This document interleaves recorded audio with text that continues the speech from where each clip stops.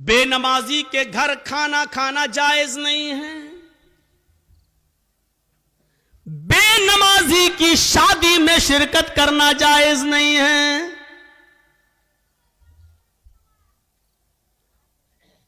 अगर किसी लड़की की शादी किसी बेनमाजी से हो जाए तो उस लड़की का बेनमाजी पति के साथ रहना जायज नहीं है। समझाए, मानता है तो ठीक है, नहीं मानता तो अलग हो जाए। सवाल यह है कि वो तलाक ना दे तो तलाक देने की जरूरत ही नहीं है, क्योंकि बेनमाजी मुसलमान ही नहीं है। और जब मुसलमान नहीं है तो किसी काफिर के निकाह में रहने की जरूरत भी नहीं है। ये निकाह ऑटोमेटिकली फिस्क, अपने आप खत्म। बेनमाजी के हाथ का खाना जायज नहीं है। बेनमाजी के हाथ का पानी जायज नहीं है।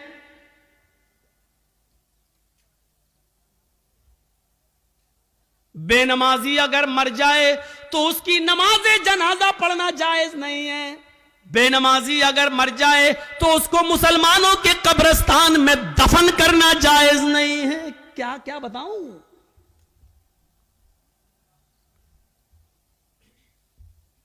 लेकिन सब चल रहा है। कितना बड़ा दिल गुर्दा है आज, जिसकी हैसियत ये हो और शादी के मौके पर हम ये ना देखें। पूछते हैं लड़की पढ़ी लिखी है? हाँ। कितनी? कुरान पढ़ी है। कितना बड़ा कारनामा है, कुरान पढ़ी है। और कुरान खुलता कब है? रमजान में। फिर पूरे रमजान तक बंद रहता है। फिर जब रमजान का महीना आएगा तब वो कपड़े से खुलेगा, धूल उस वक्त धूल साफ होगी। अपने जहेज के बर्तन रोज धोएगी। अम्मा की और बाप की तरफ से मिले हुए बर्तन रोज धोएगी। लेकिन कुरान जिस जुज़दान में लिपटा हुआ है उसको महीनों हो जाते हैं, उसको साफ करने की नौबत नहीं आती।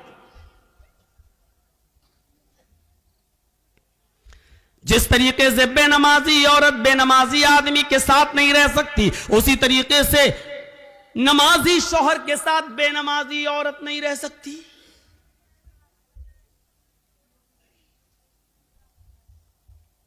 देख रहे हैं आप? इन नबियों पर भी नमाज फर्ज थी। यह अलग बात है कि किसी नबी के ऊपर 2 रकात फर्ज थी, किसी नबी के ऊपर 4 रकात फर्ज थी, किसी नबी के ऊपर 3 रकात फर्ज थी, किसी के ऊपर 2 टाइम की थी, किसी के ऊपर 3 टाइम की थी, सुबह दोपहर शाम, और किसी के ऊपर 5 टाइम भी थी, किसी के ऊपर 4 वक्त की भी नमाज फर्ज थी।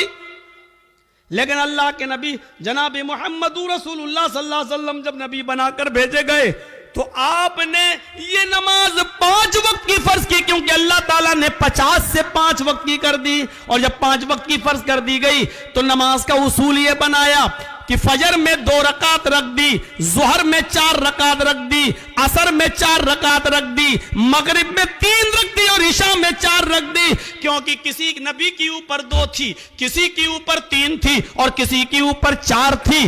2 से कम नहीं थी और 4 से ज्यादा किसी के ऊपर फर्ज नहीं थी। इसलिए अल्लाह के नबी ने 2 भी रखी, 3 भी रखी और 4 भी रखी, ताकि लोगों को इस बात का इल्म हो जाए कि मैं किसी नबी के खिलाफ नहीं हूं। मैंने फजर में 2 रकात नमाज फर्ज की है ताकि उन नबियों की भी इक्तिदा हो जाए जो 2 रकात जो पढ़ा करते थे। 3 रकात भी मैंने मगरिब में रख दी है, क्योंकि कुछ नबियों पर 3 वक्त 3 रकात फर्ज थी, तो मैंने उनको की 3 रकात भी रख दी ताकि उस नबी की सुन्नत भी जिंदा हो जाए। और जिन नबियों पर 4 रकात फर्ज थी हमने जोहर, असर और इशा में 4 रकात फर्ज कर दी ताकि उस नबी की सुन्नत पर भी अमल हो जाए। मैं नबियों का मुखालिफ नहीं हूं, मैं रसूलों का मुखालिफ नहीं हूं। हाँ, मैं आखिरी नबी हूं। अब तरीका मेरा चलेगा, अब रास्ता मेरा चलेगा। दुनिया में 3 ही किस्म की मखलूक है। एक मखलूक जो हमेशा खड़ी रहती है, जैसे पेड़, दरख्त, पहाड़ ये खड़े हैं, कुछ मखलूक झुकी हुई होती है, जैसे भैंस, बकरी, गाय, भेड़। आप देखिए, हम लोग जब ऐसे रुकू में चले जाएं तो बिल्कुल वही शक्ल हो जाती है। और कुछ मखलूक जमीन से चिपकी हुई होती है, जैसे छिपकली, चूहा। दीवार पे भी चढ़ेगा तो चिपका हुआ होगा, जमीन पे होगा तो ऐसे होगा। ये तीन ही किस्म की मखलूक है, चौथी कोई किस्म नहीं है। और अल्लाह कहता है युसब्बिहु लिल्लाहि मा फिस समावाति व मा फिल अर्ज़, जमीन और आसमान की सारी मखलूक अल्लाह की तस्बीह बयान कर रही है, अल्लाह की हम्द व सना बयान कर रही है। अल्लाह के नबी सल्लल्लाहु अलैहि वसल्लम ने नमाज में ये तीनों कंडीशन लागू कर दी है। अल्लाहु अकबर। अय अल्लाह, ये पहाड़ भी तेरी हम्द व सना बयान करते हैं, ये दरख्तों के पत्ते भी हम्द व सना बयान करते हैं। अगर तुझे खड़े होकर की जाने वाली इबादत ज्यादा पसंद है दरख्तों की, पहाड़ों की, तो देख मैं खड़ा हूं। अल्लाहु अकबर। मेरी इस अदा को कबूल कर ले। अगर तुझे चार पैर वाले जानवरों की इबादत ज्यादा पसंद है तो देख मैं झुक गया हूं। अल्लाहु अकबर। मैंने रुकू कर लिया है, देख मैंने भी उनकी तरह शक्ल बना ली है। अगर तुझे छिपकली, चूहे और जमीन पर रेंगने वाले कीड़े मकोड़े, सांप, बिच्छुओं की इबादत और उनकी तस्बीह पसंद है तो देख मैं सजदा कर रहा हूं। अल्लाहु अकबर। जमीन पर चिपक गए, सजदा कर लिया। अय अल्लाह, अगर तुझे ये हयात पसंद है तो मैं भी इस हयात को कर रहा हूं। तीनों चीजें नमाज के अंदर लागू कर दी हैं। पता नहीं अल्लाह को कौन सी अदा ज्यादा पसंद है। अल्लाह, तीनों अदाओं में से जो तुझे पसंद है वो कबूल कर ले। आइए एक और चीज बताता हूं आपको। अल्लाह के नबी सल्लल्लाहु अलैहि वसल्लम के पास चंद सहाबा आते हैं। हाँ सुनिए, जबरदस्त चीज। चंद सहाबा आते हैं और आकर कहते हैं, अय अल्लाह के नबी सल्लल्लाहु अलैहि वसल्लम, मैं जब मस्जिदों में नमाज पढ़ने जाता हूं तो ये काफिर कान लगा लगा कर सुनते हैं, दीवारों पर कान लगाकर सुनते हैं। जब हम जोर से मस्जिदों में नमाज की हालत में कुरान की तिलावत जब मैं जोर से करता हूं तो ये काफिर सुन लेते हैं बाहर से, फिर ये मस्जिदों में घुस जाते हैं और बेतहाशा मारते हैं। इतना मारते हैं कि मारते मारते, पीटते पीटते हमें बदहाल कर देते हैं, लहू लुहान कर देते हैं। अल्लाह के नबी ने पूछा, अच्छा ये बताओ वो किस वक्त कान लगाकर सुनते हैं तुम्हारी दीवारों पर?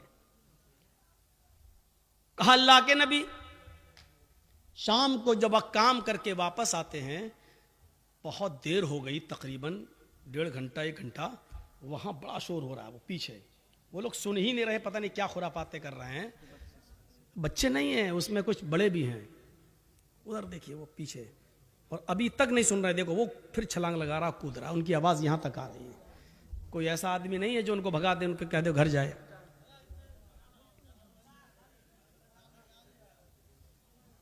इतने शैतान बच्चे, इनके माँ बाप से पूछो, हमें हमारा दिल कहता है ये रात में पैदा हुए होंगे।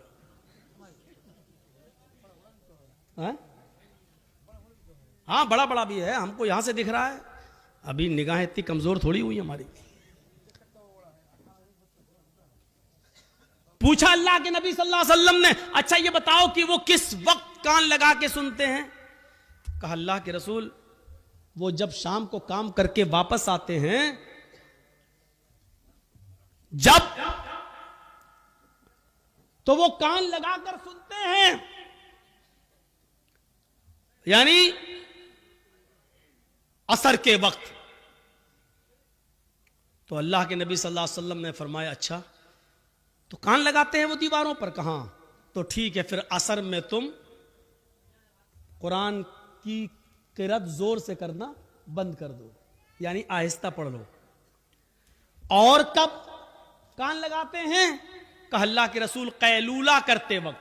हम लोग जब दोपहर में काम करके आते हैं, घर में खाना खा के थोड़ा सोते हैं, कैलूला यानी जोहर की नमाज के वक्त वो कान लगाकर सुनते हैं और हमको पकड़ के मारते हैं जब हम जोर से कुरान की तिलावत करते हैं तब। तो अल्लाह के नबी ने कहा जोहर में भी तुम कुरान को आहिस्ता पढ़ो। देखिए आपने ये नहीं कहा कि नमाज घर में पढ़ लो। मकामी आदमी हो, जो कहीं का रहने वाला हो, आप अपने गांव के रहने वाले हैं, तो आप अपने घर पे नमाज नहीं पढ़ेंगे। कोई मुसाफिर आदमी है, सफर से आया है, तो वो जहां ठहरा है, जहां रुका है, वो नमाज पढ़ सकता है अपने मकाम पर जहां वो ठहरा है, इसलिए कि उसको कसर में करना है, 2 रकात पढ़ना है। और मुसाफिर जोहर और असर एक साथ पढ़ सकता है, मगरिब और इशा एक साथ पढ़ सकता है, वो 2 नमाजें मिला सकता है, उसको गुंजाइश है। लेकिन मकामी आदमी को नहीं। अल्लाह के रसूल ने उनसे क्या कहा? अच्छा जोहर में मारते हैं और असर में मारते हैं, कहा तो ठीक है, जोहर में आहिस्ता पढ़ लो और असर में आहिस्ता पढ़ लो। अच्छा ये बताओ मगरिब में? का अल्लाह के रसूल वो बहुत देर से आते हैं, तो मगरिब में वो कान लगा के नहीं सुनते हैं। तो आपने फरमाया फिर मगरिब में कुरान की तिलावत जोर से करो। अच्छा इशा में? हाँ अल्लाह के नबी जब वो घर कारोबार करके खेती बाड़ी करके वापस आते हैं तो इशा में भी कान लगा के सुनते हैं। आपने हाँ, तो वो इशा में भी नहीं सुनते हैं क्योंकि थके हुए होते हैं, खाना खाया और सो गए। मगरिब के बाद आते हैं, सुनते नहीं हैं, इसलिए आपने कहा मगरिब में पढ़ो जोर से। इशा की नमाज आप इतनी देर से पढ़ते हैं कि उनको नींद आ जाती है, वो इशा में भी नहीं सुनते। आपने फरमाया तो इशा में भी पढ़ो। अच्छा फजर में? कहा अल्लाह के नबी फजर में तो वो खुद ही घोड़ा बेच के सोते रहते हैं। तो आपने कहा फिर फजर में भी जोर से तिलावत करो। पहले ये 5 वक्त जोर से तिलावत होती थी, 5 नमाजों में जोर से पढ़ा जाता था अल्हम्दुलिल्लाह रब्बिल आलमीन। जब सहाबा ने शिकायत की कि अल्लाह के रसूल ये हमें मारते हैं, कानों में दीवारों पे कान लगाते हैं, सुन लेते पढ़ रहे हैं तो मारते हैं, पीटते इतना मारते हैं कि लहू लुहान हो जाते हैं। तो आपने कहा कब मारते हैं? कहा जोहर में। आपने कहा जोहर में आहिस्ता पढ़ो। कब मारते हैं? कहा असर में। असर में भी आहिस्ता पढ़ो। मगरिब में? कहा नहीं जोर से पढ़ो। इशा में सो जाते हैं वो, जोर से पढ़ो। फजर में नहीं उठते हैं वो, जोर से पढ़ो। मेरे भाइयों ये सिलसिला चलता रहा।